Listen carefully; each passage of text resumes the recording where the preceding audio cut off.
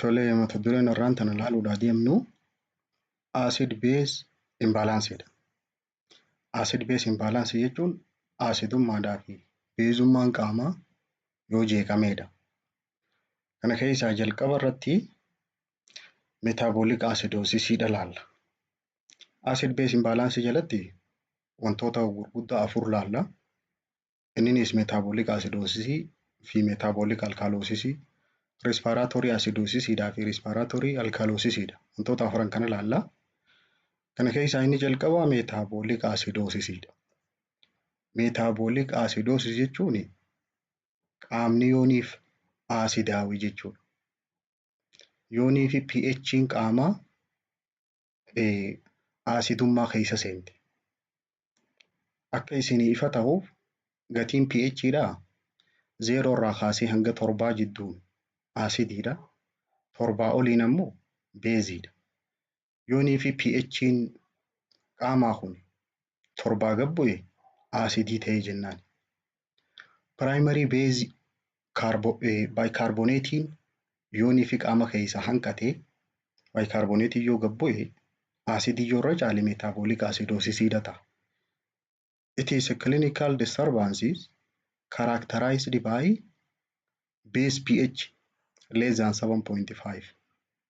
7.35 dhaa gad yoonii fi pH'n qaama 7.35 gad yoo bu'e increased hydrogen concentration hydrogen yoo dabale pH'n isaa 7.35 gad yoo gad bu'e akkasumas plasma bicarbonate 22 miiliikiwii per litiriidhaa gad yoo bu'e aasidii ta'ee jennaan.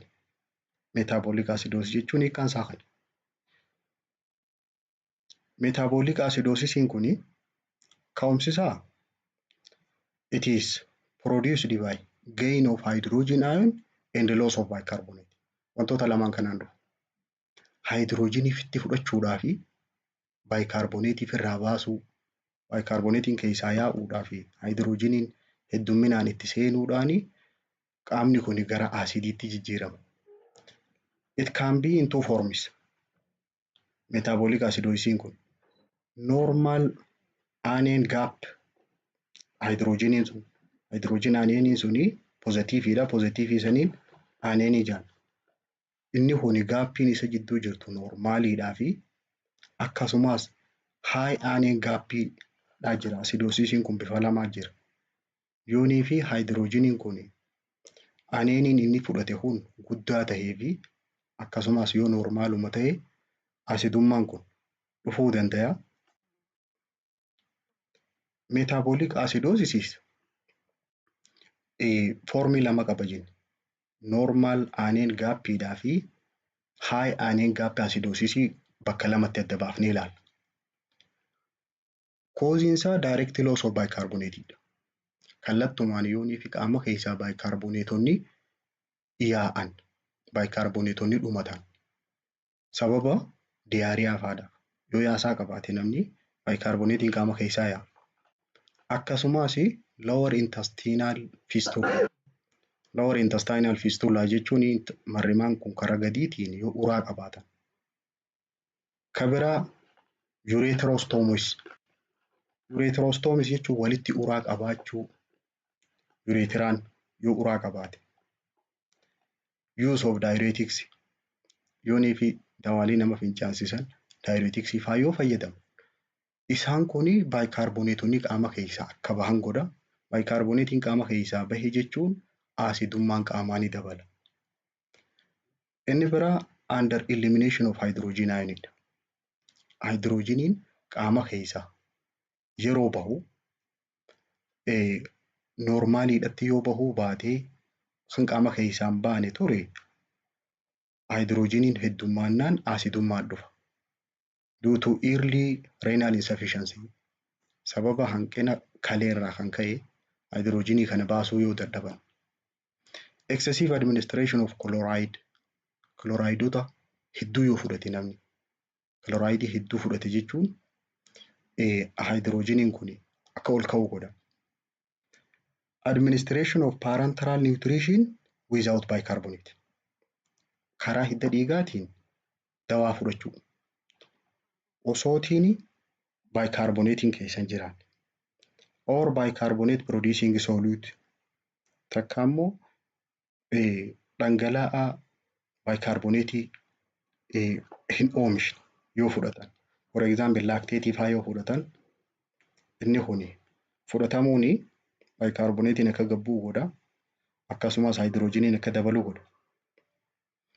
Anion gap acidosisiin banaan jidduu jiru sun bal'aa ta'uun aniinidhaa fi kaateenii elektiroolaayitii inni dabarsu sanii fi inni fudhatu sani yaadadhu. Result from excessive accumulation of fixed aid. Garmalee yoonii fi qaama keessatti walitti qabama. Fakkeenyaaf in case of ketoacidosis. Ketoacidosis jechuun sababa rakkoo dhukkuba shukkaaraarraa kan ka'e aasidiin qaama keessatti baay'achuudha.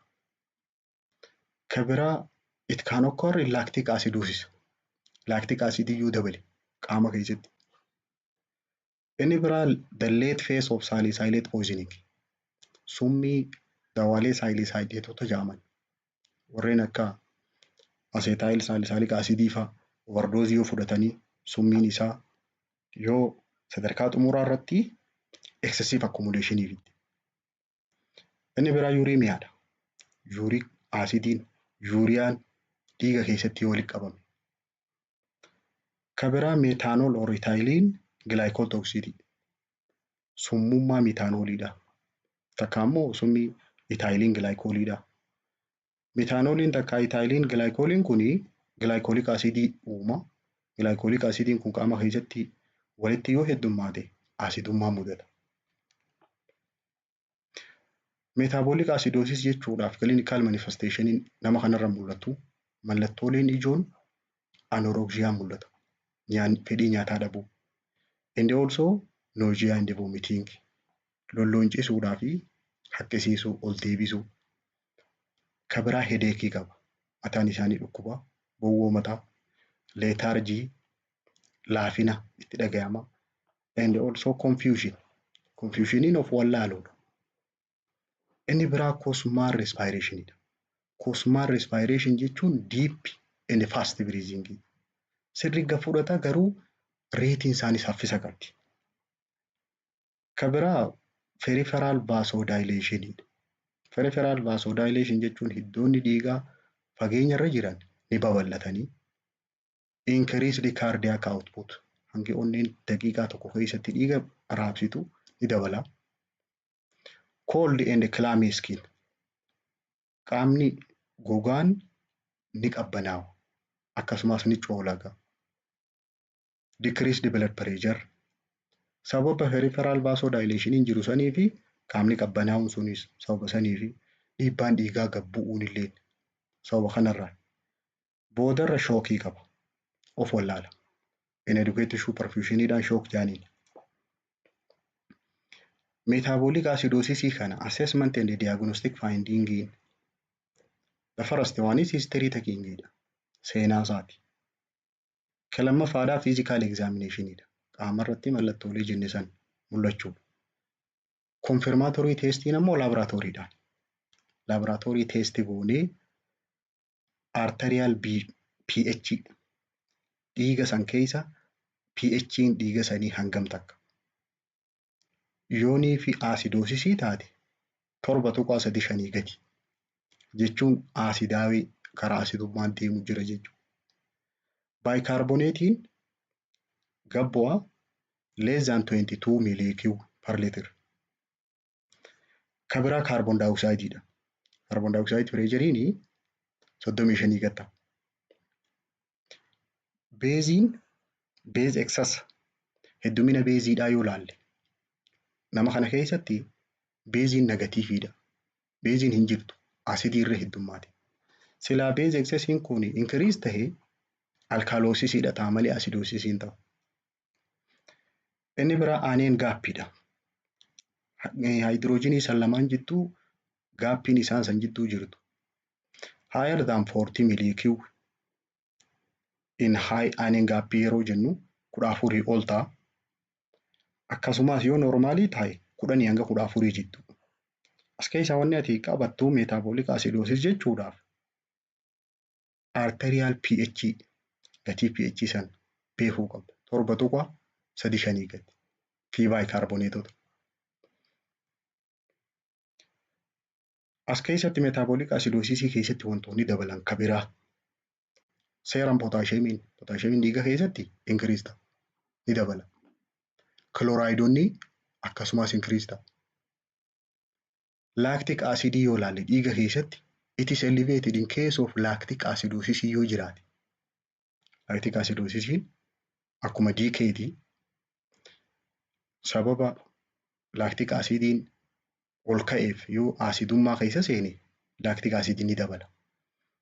Urine pH yoo ilaalle fincaan keessatti pH fincaanii yoo ilaalle 4.5 gatta decrease ta'a.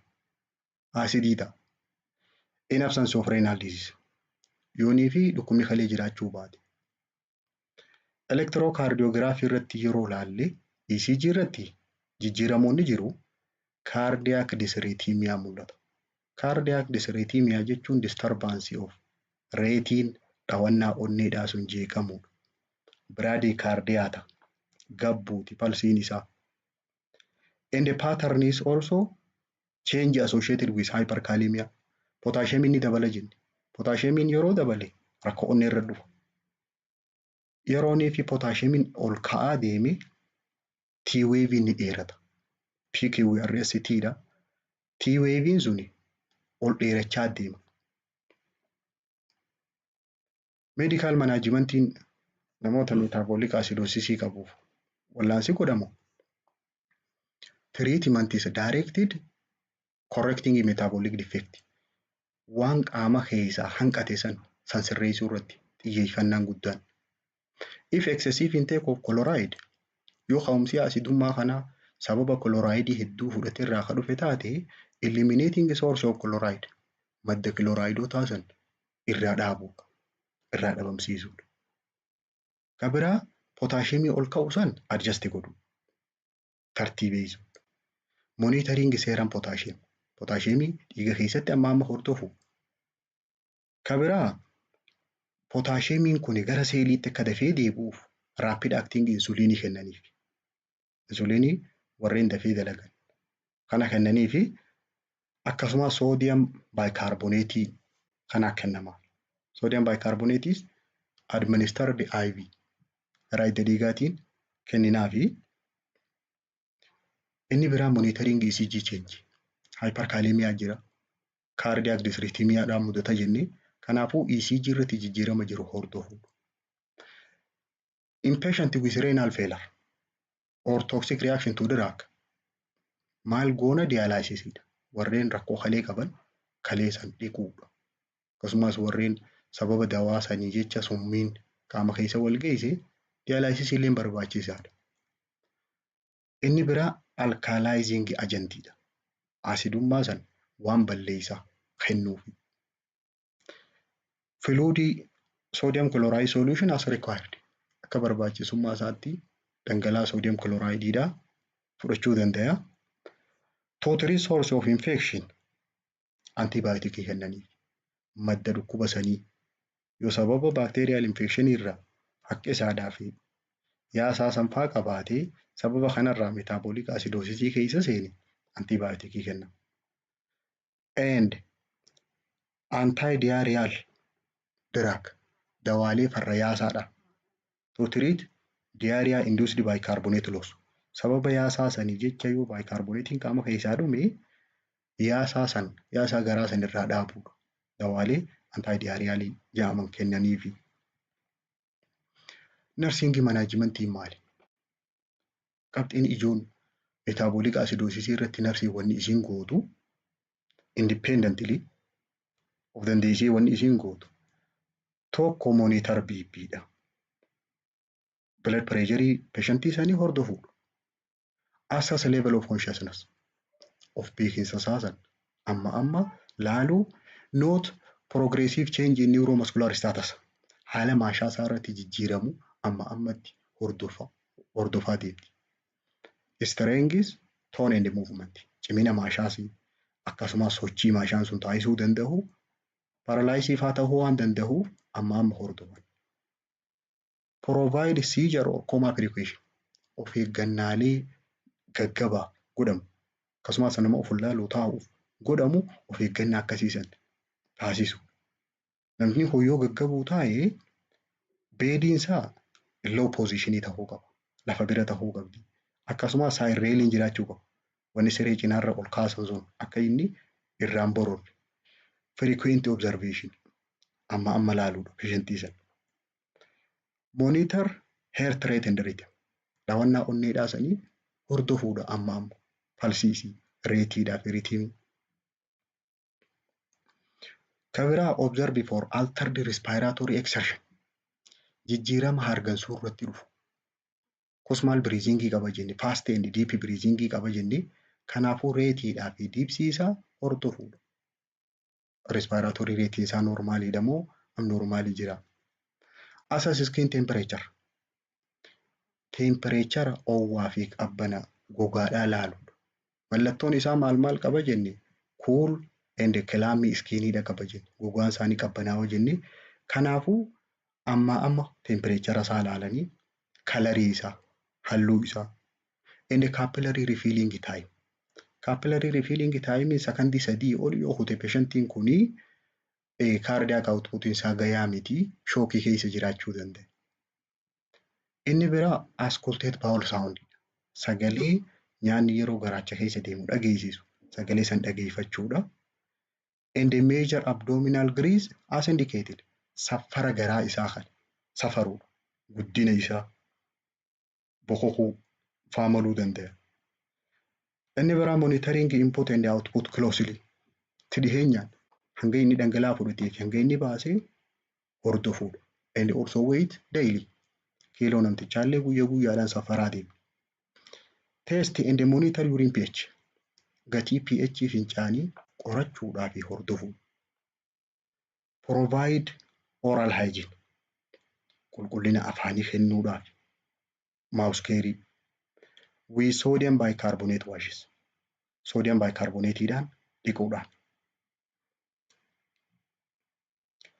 Inni biraa administering medication as indicated. Akka ajajamteetti dawaalee kennuuf. For example, sodium bicarbonate ta'uu danda'a, lactate ta'uu danda'a, saline ta'uu danda'a, IV'dhaan akka ajajamteetti kennuufi akkasumas dawaaleen biraa warreen akka potassium chloride, phosphate, calcium warreen dawaalee kana akka ajajamteetti kennuudha. Modifying diet as indicated. Akka barbaachisummaa isaatti nyaata isaa sirreessu. Yoonii fi hyperkalemiyaa taatee nyaata potaasiyeemii hin qabne. Kaalsiyemii yoo ol ka'ee nyaata kaalsiyemii hin qabne. Low protein diet. Nyaata proteinii isaa gabbu'aadha. And high carbohydrate diet in presence of renal failure. Yoo rakkoon kalee jiraatti. Nyaata proteinii isaa gabbu'aadhaatii fi carbohydrate isaa ol ka'aa fudhachuu qaba. Yoonii fi nama dhukkuba shukkaraa qabu taate. American Diabetic Association daayitii akka isaan ajajanitti nyaata isaan ajajaniif san nyaachuu qaba. Kabiraa administering exchange resin. Resiniin enzaayimii kalee keessa jiru yoonii fi rakkoo mudate kan bakka buusanii fi and or assist with dialysis as indicated. Yeroonii fi kalee san dhiqan gargaaruudha. Tuni assist godhuudha malee tajaajila kana akka kennu sii miti. Ati irratti deeggarta. Kabiraa collaboratively walii wajjin ka godhamu assisting with identification or treatment of underlying cause. Sababa ka'umsa dhukkuba kana adda baasuudhaa fi wal'aanuu irratti deeggaruudha. Monitor or graph serial arterial blood gas. Gaazii dhiiga keessa jiru san safara isaa hordofuudha. Bifa giraafiitiin qopheessu. Monitor serum electrolyte. Amma electrolytota dhiiga keessa jiru san hordofu. Potaasiyeemii fa'aa ol ka'aa jenne. Replace fluid as indicated. Dhangala'aa akka barbaachisummaa isaatti bakka buusuu fi depending on underlying etiology koozii jalaa rakkoo tana fidu jiru sanirra hundoofteeti dhangala'aa filatta san booda dhangala'aa san bakka buuftaati. For example, dextrose 5% water bishaan keessatti dextrosii gulukoosii dabalanii waliin kennaniif kan soodiyemii of keessaa hin qabne. Takka immoo dextrose 5% saline solution akka barbaachisummaa isaatti kennitaaf. Rakkoon lammaffaadhaa metabolic alkalosis. Alkalosis jechuun beezii tahuu qaamaati. Primary base bicarbonate is excess. Yeroo bicarbonatein qaama keessatti heddummaatti. It is characterized by blood pH is above 7.45. Yoonii fi 7.45 ol kuti. Akkasumas bicarbonate leveliin 26 ol kute metabolic alkalosis jedhanii. pH isaa ol ka'a, beezii keessa jira. Bicarbonate illee ni heddummaata. Metabolic alkalosis kana kooziin isaa maali? Sababni beeziin tun akka dabaltu godhu. Increase of base component, beeziin akka dabaltu wantoonni godhan oral ingestion of base. Yoo beezii fudhate namtichi. Fakkeenyaaf antaasidii fa'a. Dawaalee farra asidiidhaa jedhanii namoota asidiin garaachaatti heddummaate fa'aadhaaf kan kennan yoo hedduu fudhate. And also milk alkali syndrome sababa aannaniirra yooniif beeziin kun itti heddummaate asidiin dhabamte. Parenteral base administration karaa hidda dhiigaatiin karaa ilmeetiin yoonii fi beezii fudhate. Inni biraa decrease of acid component qabeen asidii qaama namtichaa keessa jirtu yoo irratti prolonged vomiting fa'aadha kan ka'e. Yeroo dheertuu haqqisaa ture takka energy tuubii suctioning dhangala'aa garaacha keessa jiru kana keessaa saaq godhan tuubboodhaan asidiin keessaa irratti alkalosis jedhu. Inni biraa potassium deficitidha. Hanqina potassiumiiti.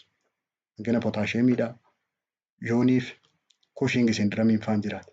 Kortisooliin heddummaatee. Sababa kanarraa potassiumiin hanqina mudachuu danda'a.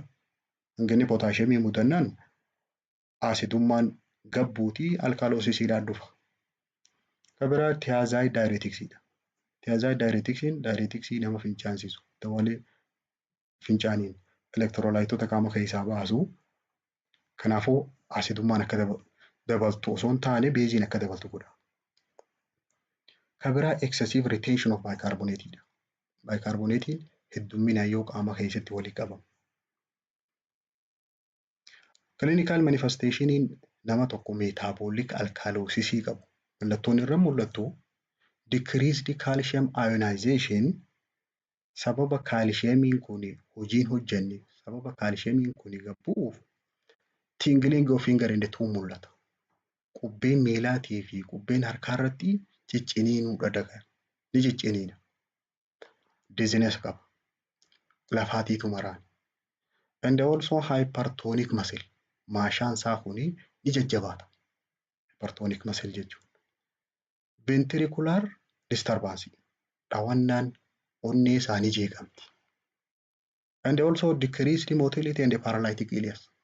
Marrimaan kana keessa sochiin nyaataa ni irrataasi booda deemee marrimaan kana keessa nyaanni dabruu dadhaba. Paralytic ileus jechuun marrimaan laamsha'u. Kan biraa metabolic alkalosisiidhaan wajjin isa kana qolachuudhaa jecha respiratory acidosis dhufu. Respiratory acidosis jechuun kaarboon monoksaayidiin kaarboon daayoksaayidiin qaama keessatti heddummaachuu jechuudha. Compensatory mechanismidha kun. Isa kana sirreessuudhaaf. Kan biraa atrial tachycardiaadha. Tachycardia mudata. Dhawannaan palsiin isaa ol kaati. Metabolic alkalosis assessment and diagnostic finding hin jiru. Jalqaba history seenaa isaa gaafan. Kan lammaffaadhaa physical examination godhama. Mallattoo tana irra ilaallaa. Confirmatory testiin laabiidha. Bu'aa laboratooriiti. Arterial pH'n ol ka'a jenna. Higher than 7.45 7.45 ol kutaa. beezii keessa seena. Bicarbonate leveliin increased ta'a ni dabala. Greater than 26 millicurie per liter. Carbon dioxide pressure hanga carbon dioxide dhaatis ni dabala. Slightly increased ta'a. 45 mm mercury. Respiratory acidosis dha amma kun. Maaliif sababa qaama keessa alkaaliin baay'atteef beeziin baay'attee fi isa san replace godhuudhaaf fooyyessuudhaaf jecha respiratory acidosis dhufti. Inni biraa basis excess. Hundeen beeziin ni dabalti. Seeram potaasheemiin decreased dha. Metabolic acidosis fi alkalosis walii faallaadha. Wanni vaaliiwin isaanii. Akkasumas seeram kaalshiyeemii is usually decreased. Kaalshiyeem leveliin gad bu'a. Kiloraayidiin seeram kiloraayiid leveliin decreased dha. Kiloraayidiin dhiiga keessa jiru. Uriinii keessa hoo. Uriin chloride is also less than 10 millicurie yoo taate chloride responsive alkalosis agarsiisa. Sababa qaama kana keessa beeziin heddummaatee fi deebisaa chlorideonni fincaan keessaa gad xiqqaata. If greater than 20 millicurie it suggests chloride resistance. Ofirraa ittisee jiraachuudha agarsiisa. Sababa chloride sanirraa fincaan keessatti jijjiirama mul'atu. Uriin pH yoo laalle pH'n fincaanii ni dabala. Increased ta'a. It is greater than 7 dha. Torbaa ol guutu beezii keessa. ECG may show hypokalemia change. Potaasheemiin waan gad bu'uuf onnee irratti jijjiiramaatiitu mul'ata. Electrocardiography irratti. Metabolic alkalosis medical managementiin godhamuuf first waan correcting cause of the condition. Sababa ka'umsa rakkoo tanaa furuudha. Sufficient chloride supplementation. Chloride gayaa ta'e kennuu fi for kidney to absorb sodium with chloride. Soodiyemii kana chlorideidhaan wajjin akka isiin xuuxuuf chlorideota alaa kennaniif. It is allowing excretion of bicarbonate. Bicarbonate ol ka'e kana akka inni bahu godha. Yeroo chloride kenniteef. Inni biraa restoring normal fluid volume. Dhangala'aa qaamaa bakka normaality deebisuudha. By administering sodium chloride solution. NSC kenniteefi. In patient with hypokalemia potassium chloride kennaniif. Warreen potassium qaama keessaa gad bu'e to replace potassium and sodium loss potassium chloride kennaniif. Akka potassiumidhaa fi sodium qaama keessaa ba'e san bakka deebi'uuf. Inni biraa discontinuing thiazide diuretics dha. Rakkoolee kana ka fidu tokko diuretics keessaa thiazide jenna. Akkasumas NG-dhaan NG2-bidhaan saak godhuudha jenna. Isa kana addaan muru. Inni biraa histamine 2 receptor antagonist dha. Histamine 2 receptor antagonistiin kun maal godha? Faallaa antaasididhaa san godha. Akka asidiin garaachaa madditu godha. For example, cimetidine reduce production of gastric hydrochloric acid akka hedduun maddine godha. Kanaafuu dawaalee kana yoo fudhachuu jiraate dawaa kana addaan murra. Thereby decreasing metabolic alkalosis associated with gastric suction. Sababa garaacha keessaa asidii kana hedduu guuraniif waan asidiin gad xiqqaattee beeziin ol kaatuuf akka asidiin tun madditu godha. Antiemetic may be administered. Nama lollonchiidhaa fi haqqisaa qabuuf dawaalee farra haqqisaa kennaniif. Antiemeticii. Inni biraa monitoring input and outputidha. Hanga inni fudhatee fi waan inni baase hordofuudha. Nursing managementiin wanni narsiin gootuuf nama metabolic alkalosis qabuuf independentidhaa fi collaborativeidhaa jira. Kan of dandeessee dalaytuu fi kan namaa wajjin ogeessa biraatii wajjin dalaytuu jira. Kan ofiif dalaytu record amount and source of output. Hanga bahee fi iddoo inni baheen jalaan bahe moo afaaniin bahe moo eessaan bahe madda isaatii fi hanga isaa galmeessu. Monitor intake hanga inni fudhate. And also daily weight kiiloo isaa guyyaadhaan hordofaa deemanii. Restrict oral intake of bicarbonate product waan bicarbonate qabu akkam fudhanne. Use of intermittent or low suction during energy suctioning. NG2 bidhaan yoo keessaa isaa godhuun barbaachisee nama kana. Yeroo yerootti takka immoo waa xiqqoon akka keessaa isaa godhamu. Irrigate gastric tube with isotonic solution. Bishaaniin osoo hin tahin yeroonii fi dhiqansanii isotonic solutioniidhaan akka dhiqan NSC of keessaa qabu. Provide seizure or safety precaution. Namni kun gaggabuu waan maluuf of eeggannaalee dursanii taasifamuu qabu. Nama gaggabuu maluuf siree isaa fa'aa gabbuusuu akkasumas side railiin faan akka jiraatu godhuu patientii kan amma hordofuu tajaajila kana dhiheessu. Encourage intake of food and fluid high in potassium. Potassiumiin qaama keessaa waan gabbu'uuf akkasumas kaalshiyeemiin isa keessaa waan gabbu'uuf nyaata fi dhugaatii potassiumii of keessaa qabu akka inni fudhatu taasisa. Kanneen akkam fa'aadhaa kaandi jiree furuutiidhaa fi appil juusii fa'a. Cuunfaalee kuduraa kan akka jireeppiidhaa fi appil fa'a. Kabiraa banaanaa, wheat, muuza fa'a akkasumas qamadii fa'a akka inni fudhatu. Kabiraa wanti godhamu maali? Review medicationidha. Dawaa inni kun fudhachuu jiru irra deebi'anii ilaalu. For use of diuretics such as thiazide and furosemide. Diuretics warreen akka thiazide kana fudhachuu jira. Takka furosemide fa'aa fudhachuu jira. Nama kana ilaalu. Yoo kana fudhachuu jiraate isa kana addaan muru. Instruct the patient to avoid use of excessive amount of sodium bicarbonate. Sodium bicarbonate kan hedduu kan inni fudhanne. Isa kana akeekkachiisuudha. Gorsuudha. Collaborative nursing managementiin nama metabolic alkalosis qabuuf collaborative jechuun walii wajjin ogeessa biraatii wajjin. Assist with identification and treatment of underlying disorder. Rakkoo jalaa metabolic alkalosis kana fidde adda baasuudhaa fi wal'aanuu irratti gargaaruudha. Monitor laboratory study as indicated. Ka barbaachisummaa isaatti bu'aa laboratoriidhaa hordofu. Arterial blood gas, pH, serum electrolyte keessaa potassium, blood urea nitrogen. Bu'aalee qorannaa laboratorii kana hordofaa deemu.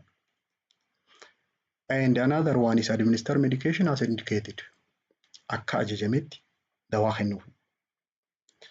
And sodium chloride PO dha afaaniin ashaboo ka fudhatu. Ringer lactate solution IV dha. Unless contraindicated. Yoonii fi contraindicationii ta'e malee karaa hidda dhiigaatiin kennuufi. Akkasumas potassium chloride kennuufi. Potassiumiin gabbu'a.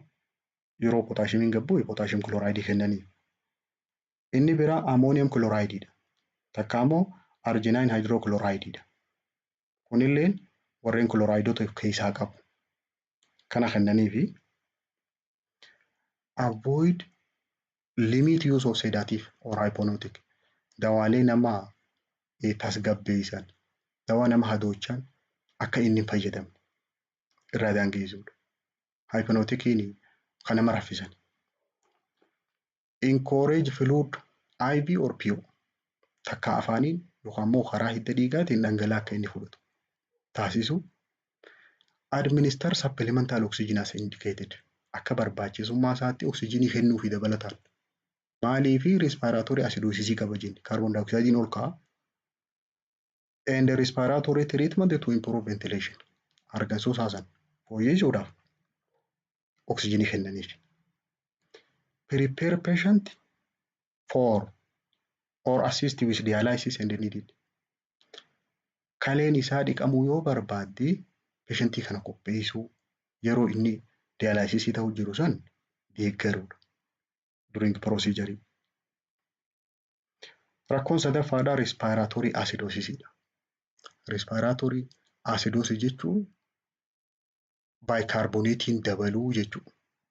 Bicarbonate excess ta'uu. It is a clinical disorder in which pH is less than 7.3 and carbon dioxide pressure is greater than 42. Yeroo pH'n dhiiga keessa jiru 7.3 gakkutee carbon dioxide 42 ol kute respiratory acidosis jedhaniin. Always due to inadequate excretion of carbon dioxide with inadequate ventilation. Ka'umsi isaa ijooni carbon dioxide kun sirriitti qaama keessaa bahuu dhabuu. Oksijiinii gahaa fudhachaa waan hin turiniif nama hanqina oksijiinii mudate carbon dioxide qaama keessaa hin bahin yeroo kana carbon dioxide heddummaata. Respiratory acidosis jedhaniin. It can be acute or chronic. Yeroo gabaabaa keessattis dhufuu danda'a. Yeroo dheeraatis ta'uu danda'a. Respiratory acidosis kana ka'umsi isaa maali? Acute respiratory acidosis wanni fidu. The first one is pulmonary edema. Dhiitahuu sombaati. Yoo sombii dhiitahe sombi kuni carbon dioxide baasuu hin danda'u. Oksijiinii sirrii fudhachuu hin danda'u. Another one is aspiration of foreign body. Wanni biraa alaa seentee yoo karaa qilleensaa kana cufte carbon dioxide bahuu baate.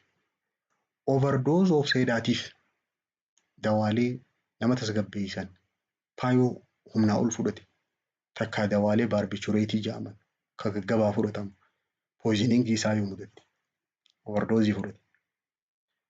Kan biraa smoke inhalationidha. Aara qilleensa oksijiinii hin qabne. Breathing air with high carbon dioxide content. Qilleensa carbon dioxide itti heddummaate yoo seene ukkaamame aara keessatti. Inni biraa acute laryngospasmidha. Yoo larynxiin walitti kottoonfatte waliin maxxante. Another one is hemothoraxidha. Accumulation of blood in thoracic cavity or pneumothorax. Pneumothorax and accumulation of air in thoracic cavity. Qilleensi yoo qomatana keessa walitti qabame sombaa alatti takkaa dhiigni yoo sombaa alatti walitti qabamee gara alaatiin somba kana walin rakkisee oksijiinii kan inni fudhanne dhoorge. Another one is atelectasis-dha. Atelectasis-ni lung collapse jechuudha. Yoo sombii waliin maxxane keessi isaa alveoli. Adult respiratory distress syndrome-dha. Ukkaamamuu takka immoo hafuura baafachuu dadhabuu nama gahisiisaati. Kan ijoolleedhaa yoo taate asphyxia jedhaniin ukkaamamuu sun. Kan nama guddaadhaa immoo respiratory distress syndrome jedhaniin. Inni biraa anesthesiaadha. Yoo hadoochame sababa hadoochaa sanirraa respiratory structurein kuni waan depressed ta'uu sirriitti arganuu dadhaba. Inni biraa mechanical ventilator'idha. Mechanical ventilator'in yoonii fi qilleensa alaa hedduu fudhachaa ture booda yeroo irraa baasan oksijiinii fudhachuu dadhaba. Excessive carbon dioxide intake'dha. Carbon dioxide hedduu yoo fudhate. Fakkeenyaaf rebreathing maaskii qilleensuma baafte kana si deebiftu. Oksijiinii yeroo namaa kennan karaalee garaagaraatii jira. Rebreathing maaskii yoo fudhate carbon dioxide carraan hedduminaan itti deebi'uu jira. Kan biraa Pick-Wickham syndrome'dha. Pick-Wickham syndrome jechuun obesitiidhaa fi oksijiin insufficiency'dha. Gabbachuudhaa fi difficulty of breathing mudachuudha waliin. Chronic respiratory acidosis kan fidu yeroo dheertuudha kan namarra turu wanni fidu tokko emphysemaadha. Emphysema jechuun fluid accumulation'idha. Lung somba kana keessatti yooniif dhangala'aa walitti qabama. Inni biraa asmaadha. Asmiin dhukkuboota yeroo dheeraa namaa wajjin jiraatanii respiratory airway kana walitti constrict godha. Kan biraa bronchiectasis-dha. Bronchiectasis means collapsing of bronchialidha. Ujummoon qilleensa tiraakiyaa irraa fuutee gara sombaatti gaggeessitu kuni yooniif walitti dhiphatte. Kan biraa neuromuscular disorderidha. Neuromuscular disorder jechuun rakkoolee narviidhaa fi maashaadhaati. Fakkeenyaaf Gulambar syndromiidhaa fi myasthenia gravisii fa'a. Gulambar syndromiin mallattoolee paaralaayisisiidha. Yeroo siivar keezii tahee namni kun rispaaراatooriin isaa paaralaayis ta'a. Gulambar syndromii irratti. Myasthenia gravisiin qololli ijaa kun ol banamuu diduudha. Ijjitti tun irraa ol banamuu didu. Kan biraa bootulizimii. Bootulizimiin baakteeriyaadha. Summii baakteeriyaati. Dhukkuba. Inni biraa spinal cord injuryidha. Miidhaa spinal cord irra geessi. Sababa kanarraa chronic respiratory acidosis dhufti. When we say respiratory acidosis clinical manifestation irra mul'atu nama kanarratti. Mallattoon isaa increased pulse. Vital sign isaa keessa pulse ni dabala. Respiration rate ni dabala. BP ni dabala. Inni biraa mental cloudnessidha. Haguugamuu sammuudhaati mudata. Feeling of fullness in the head. Mataa kana keessa waa guutanii jiraachuu san of keessa dhagaye. Kan waa mataa kana keessa guutanii jira. Ventricular fibrillation in anesthetized patient. Rakkoo ventricleedha. Onnee irratti ventricular fibrillation mudata. Disturbance dhaawannaa onneedha. Keessaahuu yooniif nama hadoochame ta'e. Hadoochaa nama kennaniif yoo ta'e. Especially if carbon dioxide pressure is higher than 60. Yooniif 60 ol kute. Rakkoo onnee irra mudata. Inni biraa paapilideemaadha. Paapilideemaa jechuun ijji tun gara duubaatiin ta'uudha. Cyanosis and tachypnea qaba. Blue discoloration qaba. Qaamni isaa halluu cuquliisa jijjiirama. Tachypnea jechuun reetiin respiration isaa ol ka'u. Kan biraa headache qaba. Mataan ni dhukkuba. Confusion qaba. Confusion jechuun waan godhu wallaaluudha. And depression cinqamu yaadda'u. Inni biraa hallucinationidha. Hallucination means false perceptionidha. Waan hin jirre sehuu jechuudha. Kan biraa dizziness qaba. Lafaan maraani. San booda osoo deemuuti stopparii seena. Stoppariin koomaadhaa olii hydrosinesiidhaa gadi jirti. Kana booda koomaa seena. Of wallaala. Complete loss of consciousness. And tremorii qaba. Abnormal body jerkiidha qaba. Ni hollata. Assessment and diagnostic finding in keenya inni jalqabaa arterial blood gas evaluation. Hanga gaazii dhiiga keessa jiru laalla. Oxygen saturation oxygen pressure it normally may be low. Normaliidhaas ta'uu danda'a. Gabbu'uudhaas danda'a. Oxygen saturation yeroo hunda gabbu'a. Carbon dioxide pressure ammoo it is increased. Ol ka'a. Greater than 45 ta'a. Primary acidosis kun. Yeroo neefi oxygeniin xiqqaatee carbon dioxide dabale acidaawee jechuudha. Bicarbonate leveliin. Bicarbonatein normaliidhaas ta'uu danda'a, dabaluudhaas danda'a. When compensated, it is normal. During chronic stage, it is increased. Arterial pH gatiin pH dha kan dhiigaa it is decreased less than 7.35. Acidii keessa seena. Inni biraa serum electrolyte.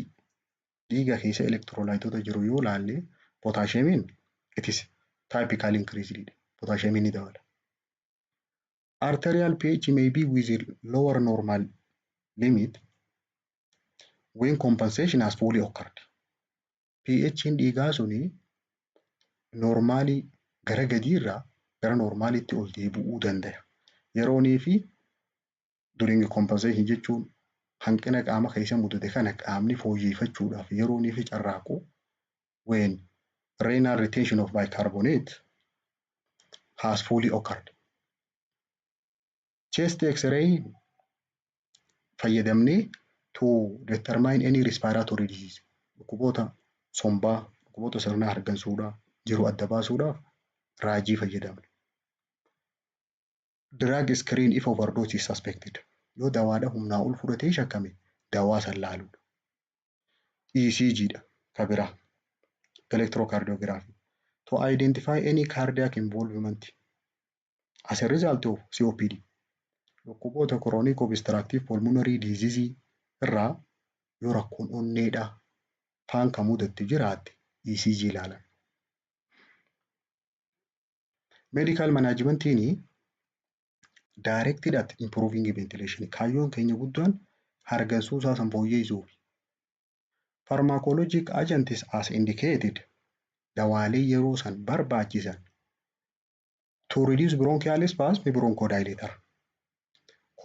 Wali kottoonfachuu bronkaayii san adda diriirsuudhaaf bronchodilator kennaniif dawaalee bronkaayii kan addaan banan. For respiratory infection dhukkuba sirna hargansuudhaa yoo jiraate antibiyootikii fudhata. For pulmonary embolism yoo somba kana keessa waa kantarri dhiigaa kaseeni jiraate isa san caccabsuudhaaf thrombolytikii kennan. Dawaalee dhiiga kantarri caccabsan. Or anticoagulantii akkasumas dawaa dhiigni kan kantarre godhan kun fuucharii akka inni hin kantarre ittisuudha. Inni biraa pulmonary hygiene measure dha. Pulmonary hygiene measure jechuun karaa qilleensaa kana qulqulleessuu. Karaa qilleensaa kana akkamitti qulqulleessanii adequate hydration dhangala'aa sirriitti akka fudhatu. Dhangala'aan inni fudhatu kuni secretionii san irraa qallisee karaa qilleensaa kun akka banamu godha. And also supplemental oxygen. Oxygenii dabalataa kennuufi. And mechanical ventilation ala artificially qilleensa kennuufi to facilitate expansion of chest wall semi-fowler position godhan. Namticha kana yeroo inni ciisu ol qaban semi-fowler position jechuun akka qomtituun sirrii bal'attee oxygenii keenya fudhatu. Nursing managementiin nama respiratory acidosis qabu diagnosisiin kee impaired gas exchange jettaan related to ventilation perfusion imbalance. Wal jijjiirraa gaaziidhaa kanaa jeeqamee jira. Sababa maaliif? Ventilation perfusion imbalance waan ta'eef. Hangi oksijiinii fi kaarboon daayoksaaydiin dhiiga keessatti wal jijjiiramu suni waan jeeqameef impaired gas exchange qaba jetta. Evidenced by ragaan keehoo dyspnea with exertion yerooniif deemu takka yerooniif socho'u hafuurritti cita. Takka immoo tachypnea qaba fast breathing. Another evidence in kee change in mentation sammuunsaa ni jijjiiramti mental ability isaa and also irritability namoonni yoo oksijiiniin keessaa gabbu'ee ni cinqaman. Akkasumas tachycardia fa'a dhawannaan onneedhaa ol ka'uu hypoxia decrement of oxygen and hypercapnia. Hypercapnia jechuun kaarboon daayoksaaydiin ol ka'uu. Impaired gas exchange jetteeni kanaafuu manaajimentiin ati gootuuf nursing intervention kee as monitoring respiratory rate dips and effort hanga inni hafuura baafatu san hordofuu. Diipsii isaa shaaloodha moo diipsii biriizingii qabaa. Effartiin yeroonii fi harganu sani rakkoo inni mudachuu jiru. Humnaan baafatamu sirruma baafachuu danda'a. Auscultate breath sound sagalee hargansuudhaa san dhageeffachuu abnormal breathing sound yoo jiraate. Note declining level of consciousness hangi of beekuusaa yoo gaxirrachaa jiraate yeroodhaan beekuu irratti.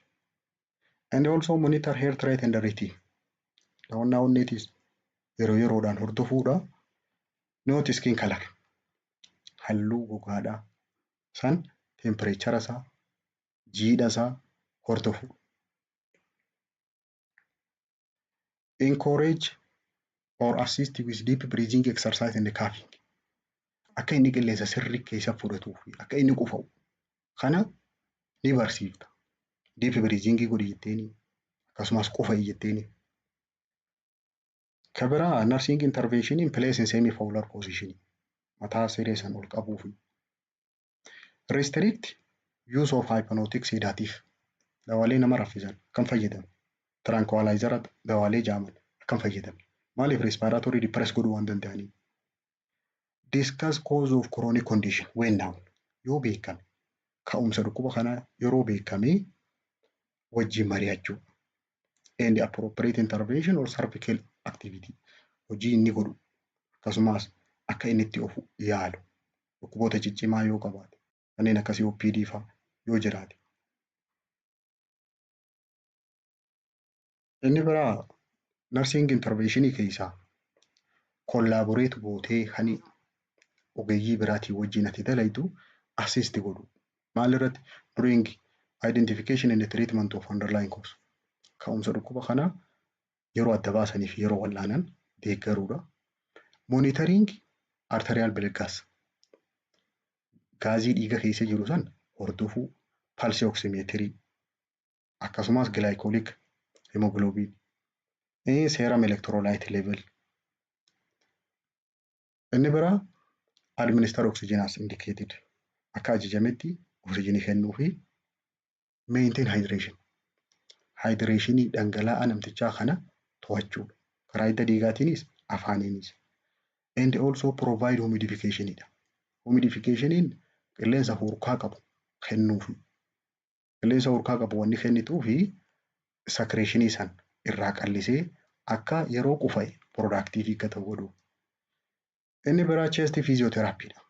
Chest physiotherapy wantoonni inni of keessaa qabu tokko positionii qaba. Akkasumas vibrationii qaba. Qoma tanarra dhadhawanii san booda deep breathing godhi jetteeni qufa'i jetteeni firraa tufa. Chest physiotherapy jaaniin. Postural drainage positionii fayyadamteeti mataa isaa gad deebiftee san booda qoma tanarra dhudhuutee qufa'i tufi jettaani. Administering IV solution. Dhangala'aa karaa hidda dhiigaatiin kanneen akka RL'dha.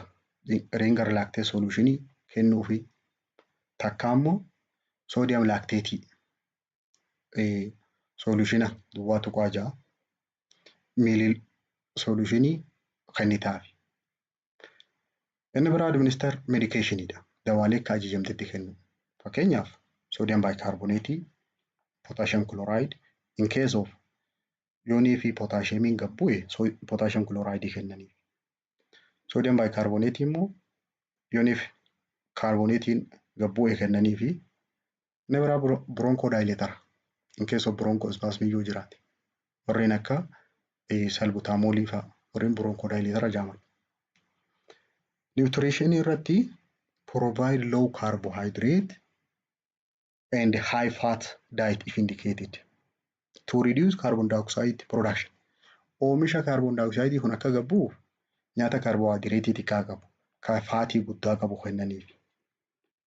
Faayidaan isaa to improve respiratory muscle function and metabolic hemostasis. Qaamni kun akka sirnaan dalaguu gargaara. Nyaata carbohydrate xiqqaa qabuu fi faatii guddaa qabu wanni kennaniif. Inni xumuraa respiratory alkalosisidha. Respiratory alkalosis jechuun carbonic acid deficitidha. Yeroo carbonic acidiin qaama keessaa gabbu'e pH'n 7.45 ol kuti. It is a clinical condition in which pH is greater than 7.45 and carbon dioxide pressure is less than 38. Carbon dioxide gabbu'e oxygeniin ol ka'e. Because respiratory alkalosis can occur suddenly, sababa beezawuun qilleensaa kun dafee mudatuuf compensatory decrease bicarbonate level. Bicarbonate gabbuusu. May not occur before respiratory correction has been accomplished. Hanga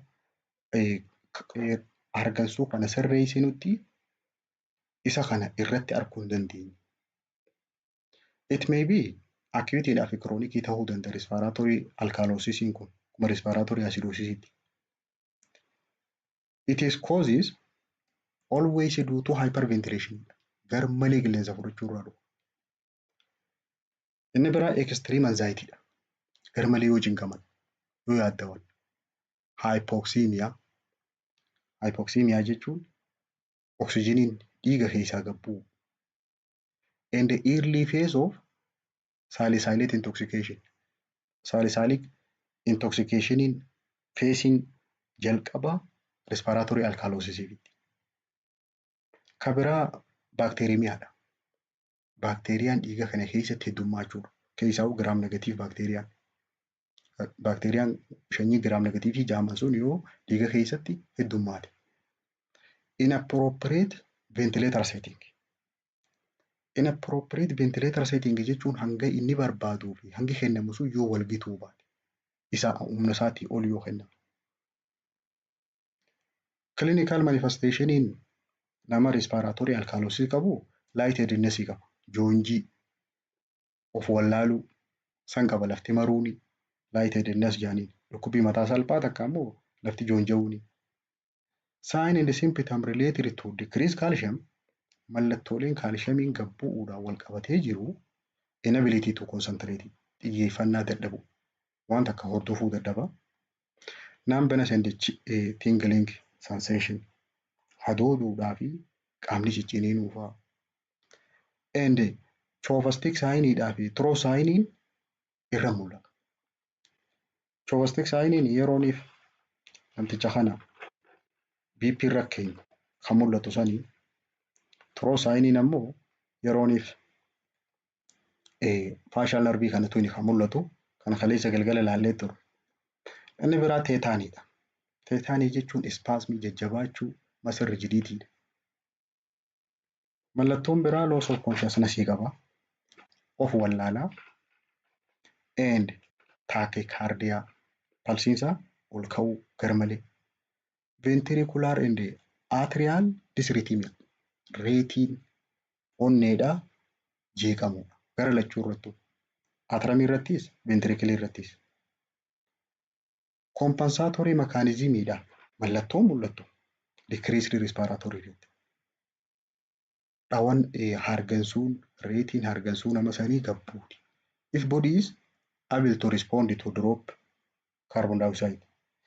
Yooniif carbon dioxide qaama keessaa gabbu'e kana qaamni ofiif to'achuu danda'ee dhawan hargansuun namticha sanii gabbuudi. Mallattoon biraa increased renal excretion of bicarbonate and detention of hydrogen. Hangi kalee keessaa bicarbonate bahu ni dabala. Akkasumas hydrogen ni tura as keessa.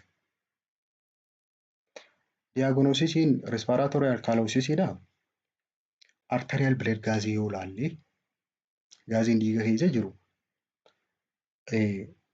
carbon dioxide pressure gabbu'a. Bicarbonate ammoo normaalidha.